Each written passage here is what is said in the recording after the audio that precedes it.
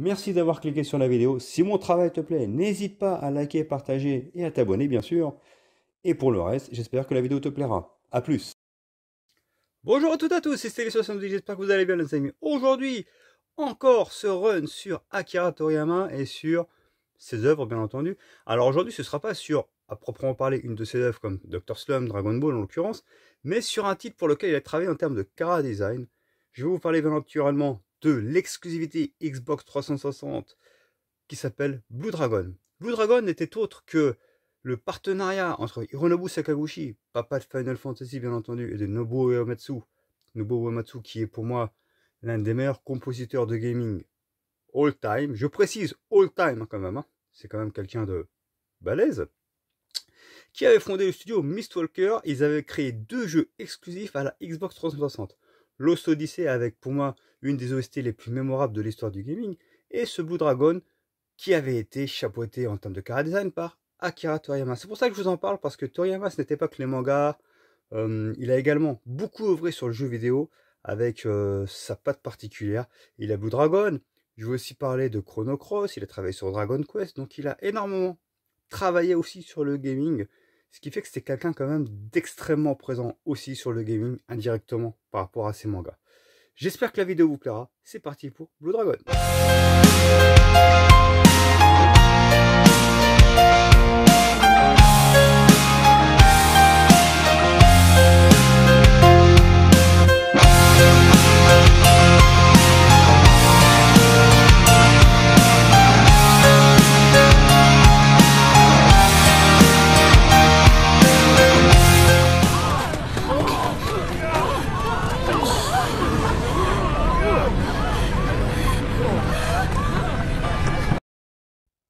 Et donc les amis, nouvelle vidéo consacrée à Akira Toriyama, mais cette fois-ci non pas sur une de ses œuvres manga, mais sur les multiples casquettes qu'il pouvait avoir dans le monde vidéoludique et dans le monde, on va dire, tout simplement mêlant l'artiste qu'il était, tout simplement dans les chara design de ses différents jeux vidéo.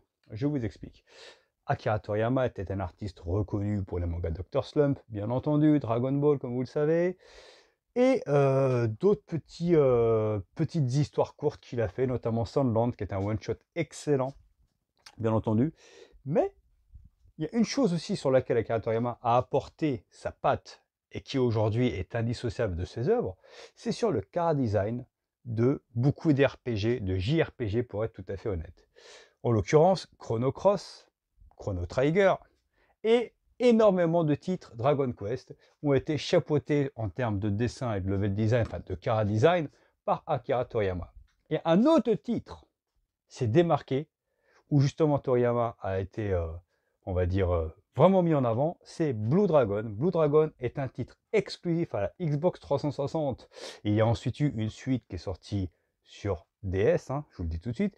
Mais ce titre, je ne l'ai jamais fait. Je vous parle vraiment du titre originel qui est sorti sur Xbox 360, qui a été créé par le studio fondé par Hironobu Sakaguchi, d'accord, qui n'est autre que le papa de Final Fantasy.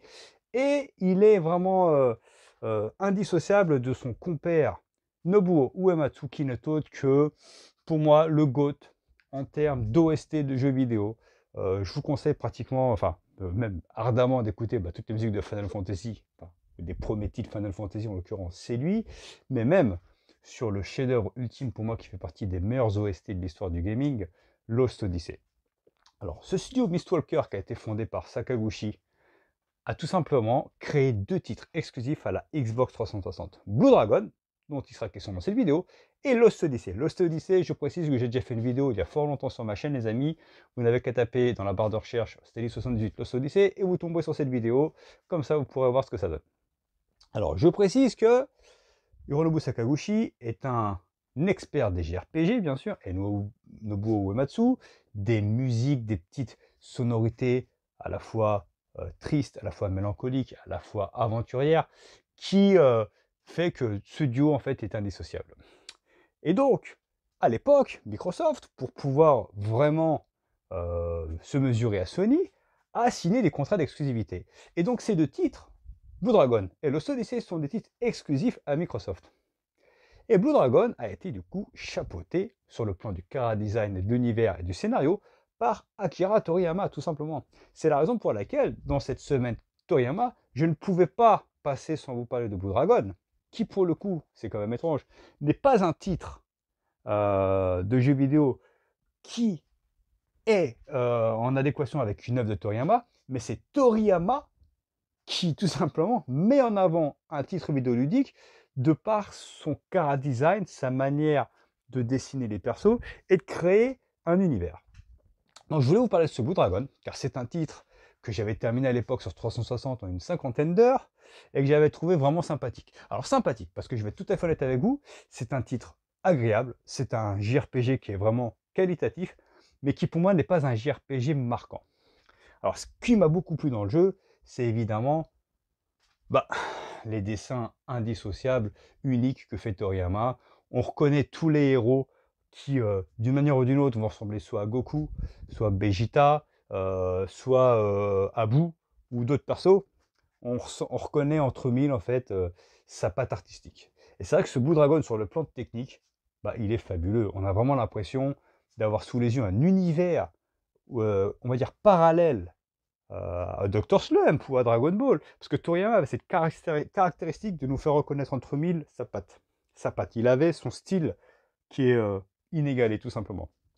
Et sur le plan du gameplay, c'est un JRPG classique au tour par tour, mais qui avait quand même scénaristiquement des choses assez intéressantes. Alors, je vais vous expliquer pourquoi ce titre, à l'époque, je l'avais beaucoup aimé, mais je ne le mets pas dans mes top JRPG.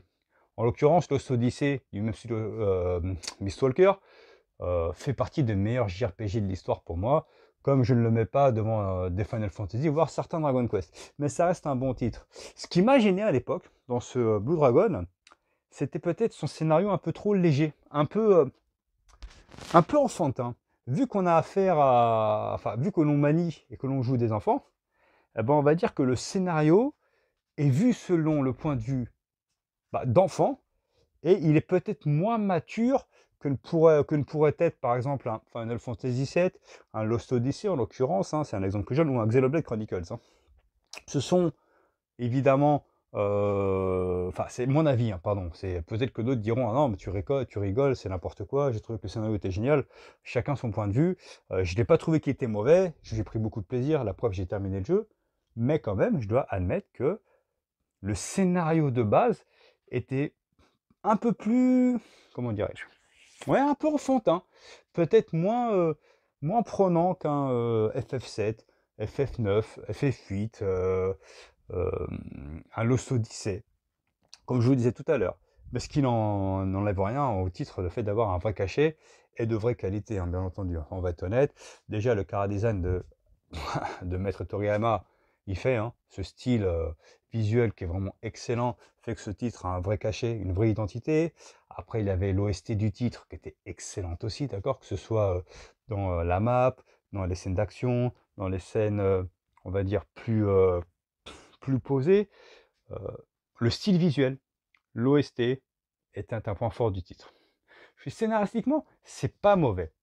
Mais ce qui m'a gêné, je vous le dis, c'est ce côté un petit peu léger, ce ton léger. Alors il y en a avec qui j'ai parlé de ça en off, en revenant sur Blue Dragon, qui m'ont dit: «Mais non, moi je trouve que c'est l'un des meilleurs RPG de l'histoire, qui est sous-coté, sous prétexte qu'il soit sorti sur Xbox 360, du coup il a été moins mis en avant». C'est peut-être vrai aussi, mais moi en ayant le jeu, en l'ayant terminé, j'ai vécu une très belle aventure, mais pas aussi marquante que ce que je n'aurais pensé. Je vous dis franchement, s'il n'y avait pas cet univers de Toriyama, cet OST magnifique, et somme toute ce gameplay qui était quand même intéressant, peut-être que je n'aurais pas terminé le jeu. Mais il est vrai qu'il a ce cachet vraiment unique, qui fait qu'on a envie d'en voir le bout, qu'on a envie de savoir ce qui va se passer.